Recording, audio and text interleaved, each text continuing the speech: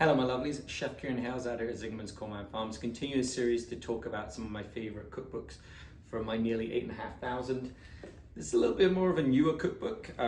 When I came over to the US and joined Zingman's community of businesses, Ari and Alex Young were kind enough to take me down to SFA, which is the Southern Foodways Alliance. While I was down there that first year, I managed to get a copy of their book. It's a ring-bound book, really nice and simple. What I love about this, it introduced me to a lot of the foundational things that were going on at the Roadhouse and the food that we were cooking. So Zingerman's Roadhouse is really a great American food. So lots of specialty regional foods that we would bring together. A lot of them recipes came from the South. And so this was a celebration of Southern foods. And this was a cookbook of really simple kind of home cooked recipes.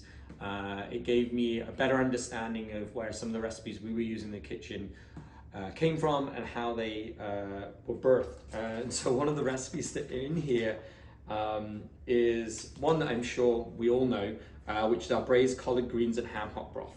It's on page 69. This is something that was to use up green that wasn't being used by anyone else. The ham hock wasn't something that generally was being used by the upper middle class, so it was a cheap cut of meat. What was really interesting about this is we would make braised greens every day at the Roadhouse. It was a regular basis using the ham hocks for it.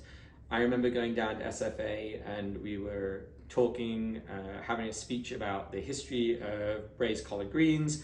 I remember picking up this cookbook, and I think the fun piece of being down there was we were eating Catfish at this little restaurant. And one of the things we ended up coming up with was a pot liquor fish stew. And so out at Coleman Farms, we've used that same broth to do the same thing out here.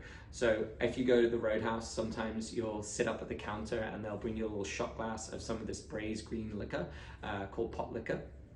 When we came back from Southern Foodways, we actually took that recipe and used it with some blackened fish. So we would take some of our catfish, salmon, blacken it slightly, and then use that ham hock stock, so that pot liquor, to braise the fish in, put a few collard greens in there. Really wonderful dish. We sometimes served it with grits and rice. Probably one of my favorite things from the Roadhouse, or one of the things we came up with and added to the Roadhouse menu. This one's really nicely, it's forwarded by Alton Brown. John T. Edge was definitely edited this cookbook, a wonderful human being. I'm really excited for you to get a copy of this one.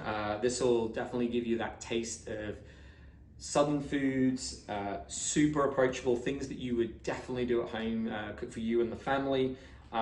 There's nothing highly complex in here. They're all very approachable recipes. That being said, let's get on to the next cookbook.